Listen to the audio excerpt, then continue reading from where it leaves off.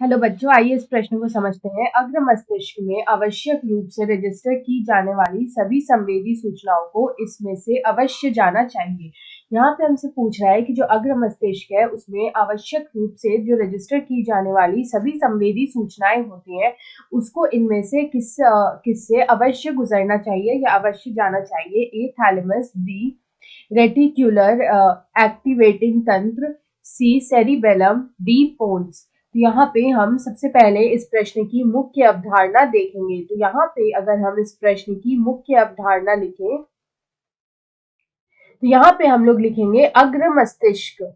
अग्र मस्तिष्क, तो हमारा जो अग्र मस्तिष्क होता है वो बना होता है यहाँ पे सेरेब्रम का और थैलेमस और हाइपोथैलेमस का। तो यहाँ पे अगर हम सेरेब्रम की बात करें तो ये जो सेरेब्रम होता है ये क्या होता है कि जो थैलेमस होते हैं हमारे अग्र मस्तिष्क में, जो थैलेमस होते हैं, ये जो थैलेमस नामक जो संरचना होती है, थैलेमस नामक जो संरचना होती है उसके उसके चारों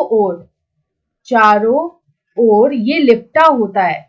उसके चारों ओर ये लिपटा होता है, यानी कि जो सेरेब्रम होता है वो थैलेमस के चारों ओर जो है वो लिपटा होता है। तो यहाँ पे अगर हम बात करें संवेदी सूचनाओं की, तो यहाँ पे जो संवेदी और जो मोटर संकेत होते हैं, संवेदी और मोटर संकेत जो होते हैं वो क्या होते हैं कि उनका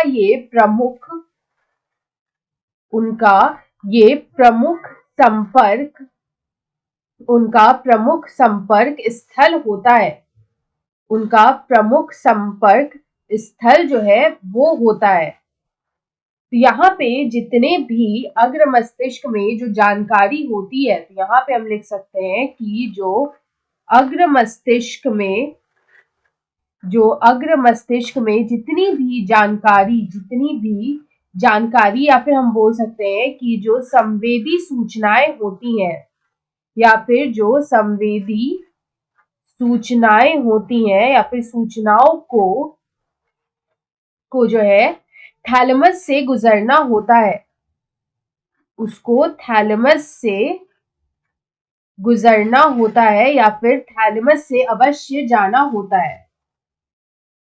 तो यहाँ पे हमसे इस प्रश्न में यही पूछा था कि जो संवेदी सूचनाएं होती है अग्र मस्तिष्क में उसको इनमें से किससे अवश्य जाना चाहिए। तो यहाँ पे ये जो हमारा थैलेमस है उससे यहाँ पे उसको अवश्य जाना चाहिए, थैलेमस से अवश्य जाना चाहिए। तो यहाँ पे हमारा जो इस प्रश्न का सही विकल्प होगा वो होगा थैलेमस, जो कि विकल्प ए में दे रखा है। तो विकल्प ए हमारा सही उत्तर है।